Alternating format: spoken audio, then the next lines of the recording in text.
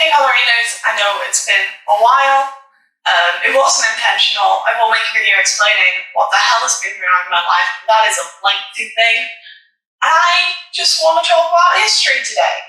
So, hey ballerinos, welcome back to Reformation Rambles, a series where I tell you all about the history of the European Reformation. Today, I want to tell you about an improbable pope born Giulio de' Medici on the 26th of May, 1478. Let's talk about Pope Clement VII.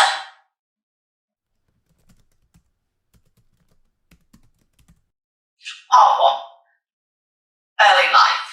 I'm probably going to hop between calling him Giulio and Clement because both are his names. He chose the name Clement when he became Pope, but for his early life, we both called him Giulio.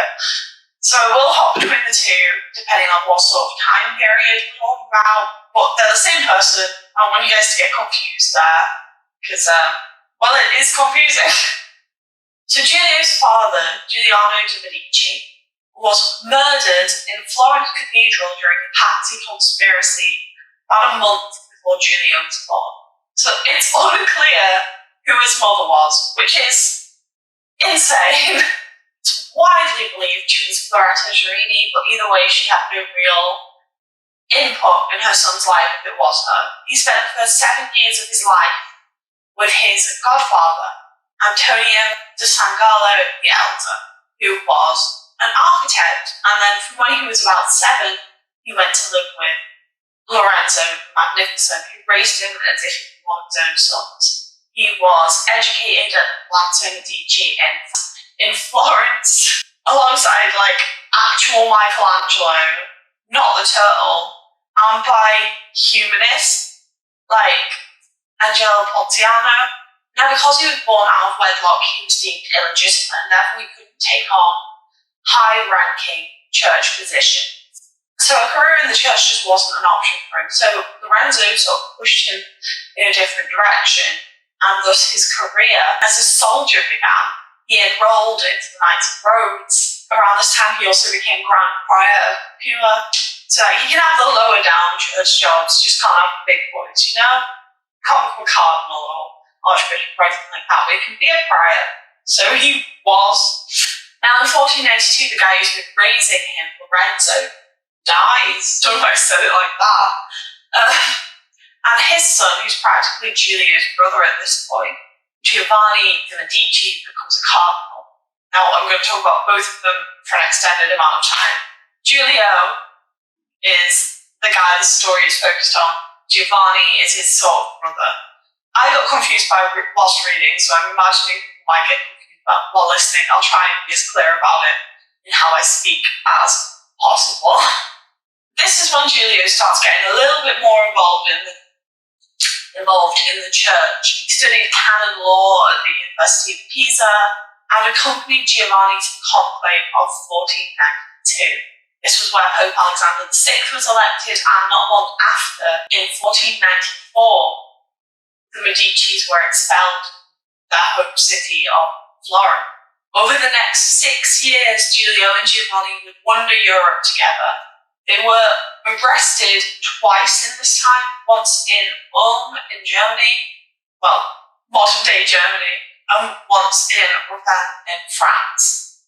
Both times they were bailed out by their brother, Piero the Unfortunate, another person I could make an entire video on. In 1500, the pair returned to Italy to try and re-establish the Medici family in Florence. Giulio quickly became a mystery to the now Pope Julius II. So when they left the city, it was Alexander VI. Now it's Julius II. Popes really do just drop like flies in this time period.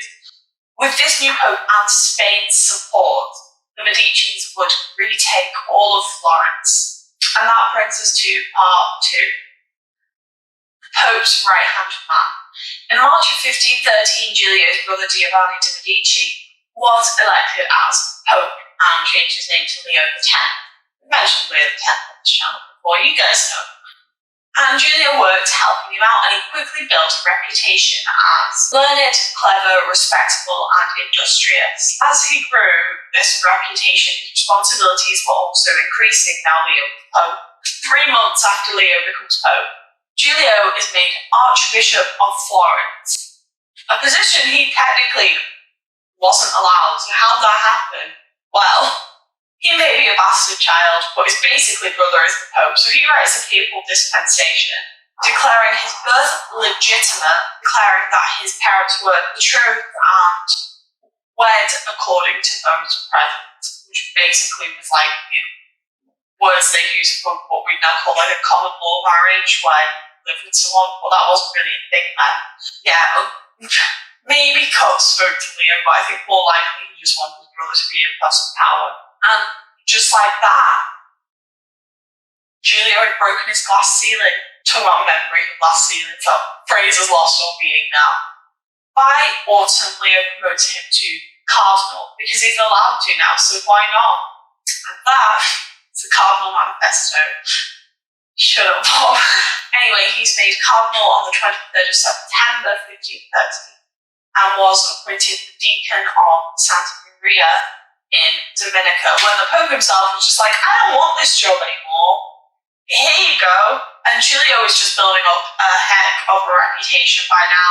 The Venetian ambassador to the papal court at this time, Marco Bonino, wrote, Cardinal de' Medici, the Pope's cardinal nephew, which I thought it was his brother too, kind of, but I don't know if this is true, because I've not researched it, but my brain's just clicked. A lot of things refer to people who aren't like technically related to nephews, so I don't know, maybe Patron. Probably wasn't. I should look things up before stating in these videos. My bad. Who is not legitimate, has great power with the Pope. He is a man of great competence and great authority. He resides with the Pope and does nothing of importance without first consulting him. But he is returning to Florence to govern the city. Despite this huge, fast, quick gain in power, he would not be appointed Vice-Chancellor of the Church, so second in charge. Do we still have one of those? Or rather, Leo's official right-hand man, until the 9th of March 1517. So in his jobs, he administered church affairs in Florence and conducted international relations. Here's a few examples. In 1514, Henry VIII made him Cardinal Protector of England. In 1515, Francis I nominated him to be Archbishop of Narbonne. In 1516, he was made Cardinal Protector of France. Now, being Cardinal Protector of these two places that were intermittently at war definitively just wasn't possible. It's a full-on conflict of interest.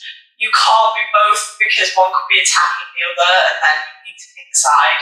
So you can't be Cardinal Protector of England and France in the 16th century. But he just refused to quit either position.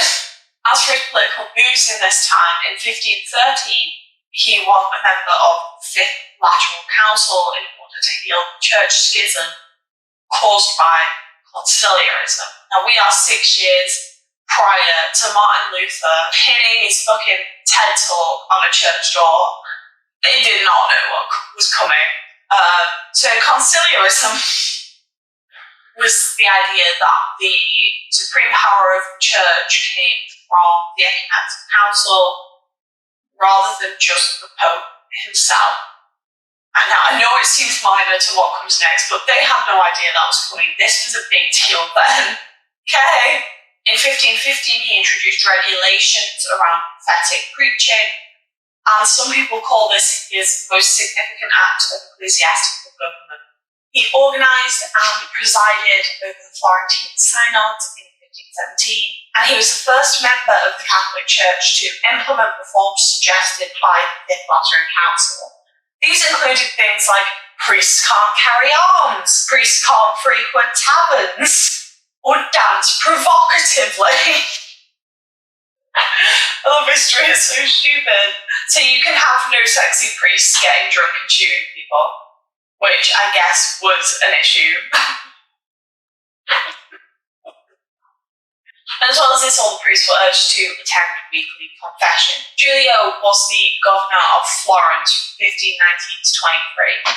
And in the words of President John Adams of the USA, he was very successful and frugal. Going into more detail, he wrote that Julio reduced the business of the magistrates, elections, customs of office, and modes of expenditure of public money in such a manner that it produced a great and universal joy among its citizens.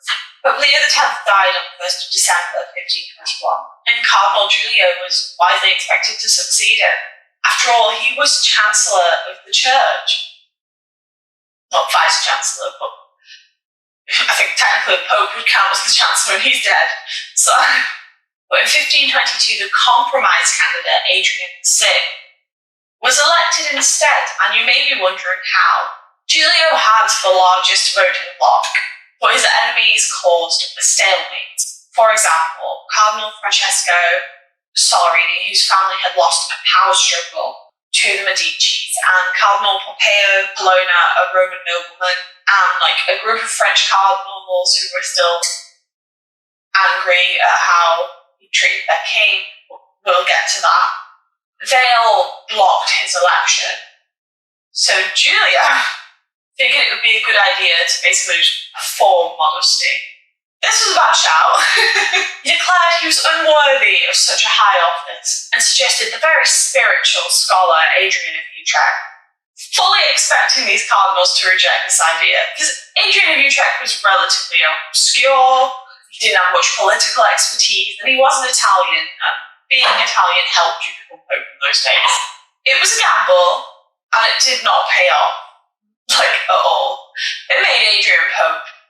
He would go on to hold the papal seat for 20 months. Throughout that time, he still took stock of Julio's opinions, and Julio split his time between Florence, where he was governing, and Rome, where he was whispering sweet nothings in the Pope's ear. In his time in Florence, it was said he lived there as a generous Medici was expected to live, a patron of artists and musicians, a protector of the poor, a lavish host. In 1522, rumours began to swirl that Julio was planning to abdicate his rule of Florence and give the city to the people, which is just ridiculous. Of course he wasn't going to give up that power. Are you kidding me? He's still a noble, really, bastard child or not. He's not going to go full luxury space communism on them, is he? Is he? But the rumours built and people did start to believe this. And when it was proven to be false, a group of Florentine elites hatched a plot to assassinate Julio and replace him with their own government. Cardinal Francesco Soderini, who we mentioned earlier, who did not want Julio to become pope, organised Francis I of France and Pope Adrian VI to strike against Julio and invade his allies in Sicily. This never happened. Adrian, who was fairly close to Julio at this time, had Soderini imprisoned. All the conspirators were declared rebels, some were even executed. So yeah, bad shout all round. And this did nothing bad for Julio's popularity. Following Adrian's death, he would be elected pope on the 19th of November 1523. By all accounts, he was highly regarded for his political ability and his diplomacy, but you're probably wondering why France and Francis I was so mad at him to begin with. Which brings us to part 3, the Italian Wars.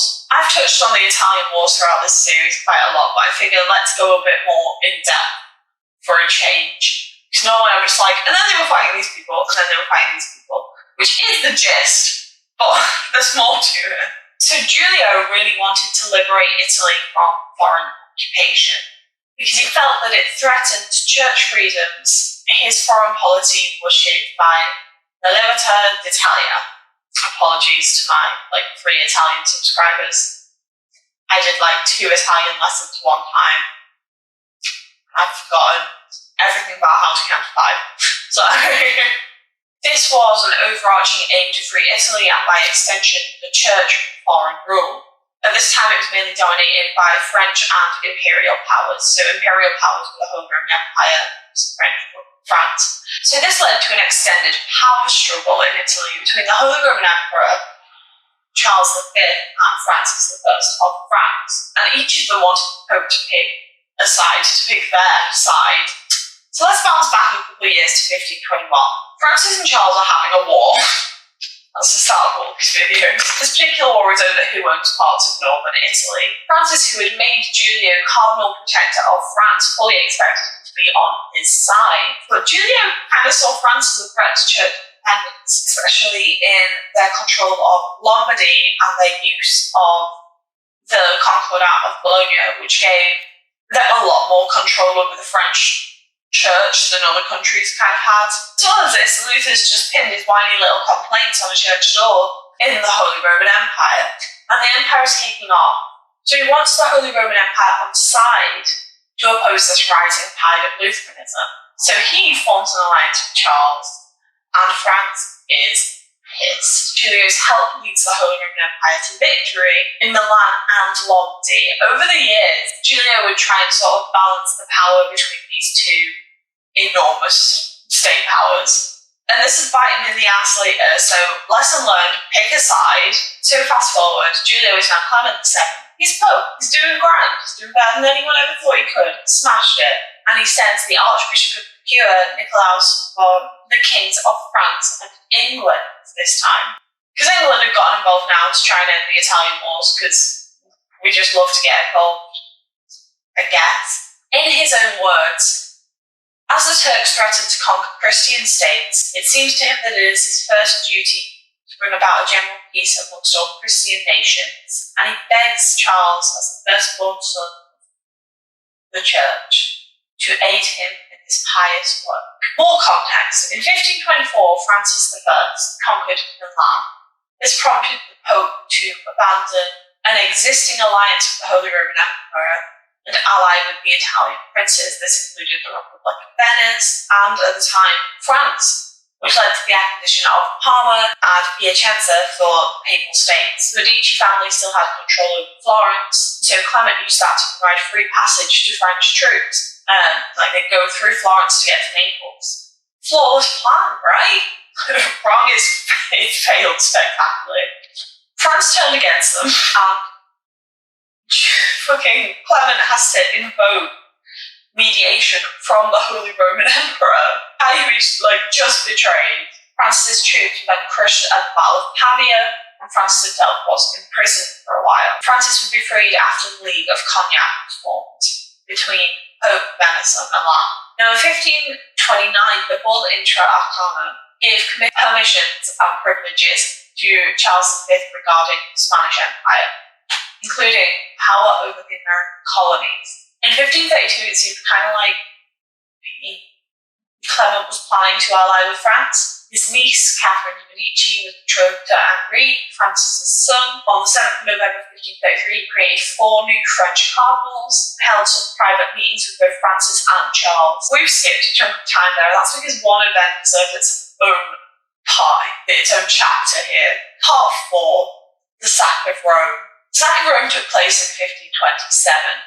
But we need to go over a few events that led to this. Now, whilst Clement is changing sides within the Italian wars, there is a rise of the imperial party in Korea.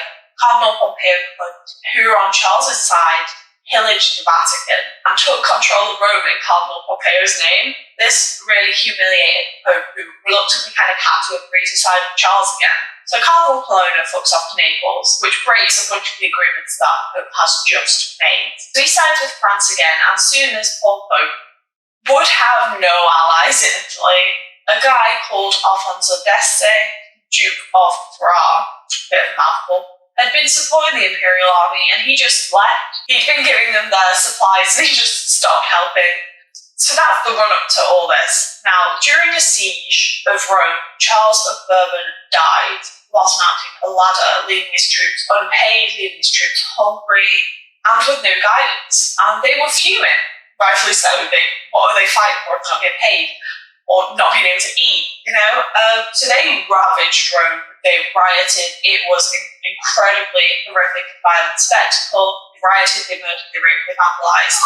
And Clement was forced to surrender himself to this angry mob, essentially. He was locked in the castle of Sant'Angelo, he paid 400,000 ducats for the rebels to spare his life and agreed to a list of conditions, including giving up Parma, Piacenza, Civita Vecchia, and Modena to the Holy Roman Empire. Around this time, Venice captured Sevilla and Ravenna. Clement was then kept in a tower for 6 months, and yet they kept the Pope in a tower for 6 months, until he paid off some imperial guards, who turned a blind eye while he escaped dressed as a peddler. He then took shelter in Orvieto and then in Viterbo before returning to a depopulated and devastated Rome. We lost so many people, so much art, so much architecture. It is really actually quite upsetting what happened in Rome. The lesson here is pay your fucking staff. So he returned in October of 1528. In Florence, the Medici's enemies had taken advantage of this chaos to expel the entire family from the city, including the literal Pope. So it's not looking good for our boy Clement. In January of 1529, the Peace of Barcelona was signed. This meant that people states regained some of their cities, and Charles V restored Medici powers in Florence. Which, it's debatable if he had the right to do that, but he did anyway. In 1530, after an 11-month siege into Tuscan, Clement installed his illegitimate nephew, although some people think it was his illegitimate son, Alessandro de' Medici, as Duke of Tuscan. In exchange, the Pope was now a little bit subservient to the Emperor, but he also still encouraged Charles to be more severe with Lutherans. And also, during his time in the Tower, Clement grew a full beard. Now, popes were not permitted to grow beards in this time. I still don't really understand why. I tried to work it out, but I'm confused. And he kept this beard for the rest of his life, and a lot of his successors would then have beards, so he started, little Pope trend, little illegal Pope trend. But we've barely mentioned part 5, the Reformation. We widely accept now that Clement just did not expect Protestantism to take off in the way it did. So he wasn't prepared. When he came to the papacy, Protestantism had already started spreading. And whilst he kept trying to unite Christendom with Martin Luther's Reformation in Northern Europe, Henry VIII's divorce debacle in England, he was put in a very difficult situation, and he's commonly referred to as the most unfortunate of popes. So we'll start with England. Henry VIII, famously King of England, had no male heir. More details on the whole thing, you can go watch this video I made about him specifically. Basically, he thought it was because marriage was blighted in the eyes of God. The previous Pope should have never given him a papal dispensation to be able to marry his brother's widow, and the Pope just was refusing to annul his marriage to Catherine of Aragon. To be fair to the Pope, it was 1527, he was locked in a tower by Catherine of Aragon's nephew, so how's he really going to be able to do that? But also, he couldn't really break this dispensation. Those were supposed to last for a lifetime. He couldn't just be like, nah, God got it wrong when he told the other Pope it was fine. You can't really do that. A little bit later, the Pope agreed to Thomas Cranmer being made Archbishop of Canterbury, despite him being a friend of Anne Boleyn's family. Anne Boleyn was the woman that Henry VIII wanted to marry instead.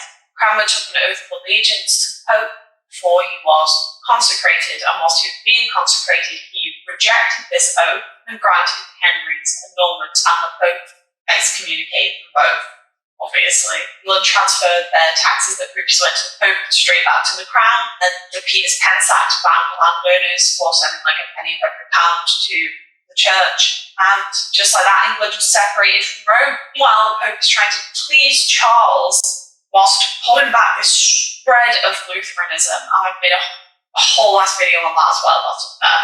Part 6, patron of the sciences and the arts. Clement left a cultural legacy. He commissioned art by legends like Raphael, Cellini, and Michelangelo, including the Last Judgment piece in the Sistine Chapel.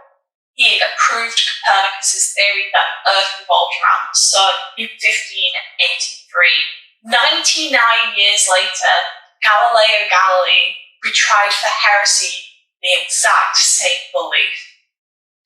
Consistency who? And also, like a lot of people talk about, he was quite an accomplished musician. Part 7, Death and Legacy. Clement issued a bull on the 3rd of September 1533 to explain what should be done if he died outside of Rome. And then he went to France to attend the marriage of his niece to Henry of France. He returned to Rome on the 10th of December 1533. With stomach problems and a fever.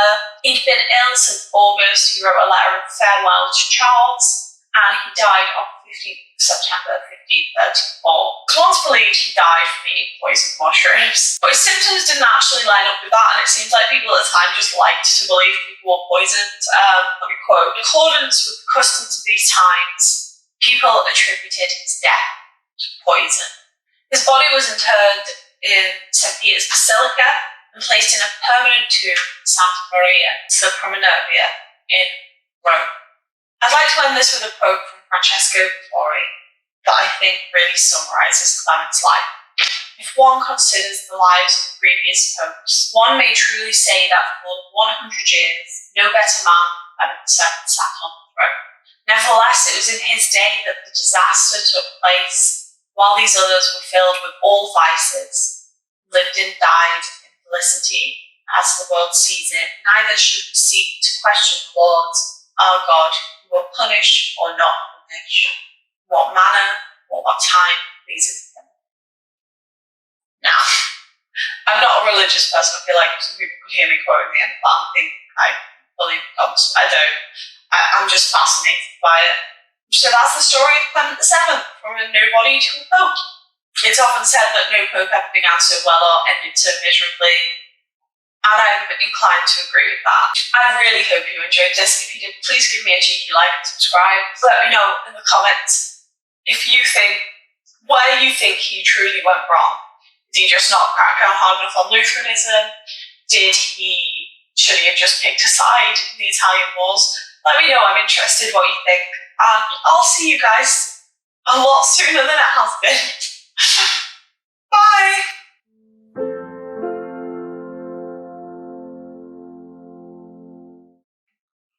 Frankie, please. The van just driving up and down my road.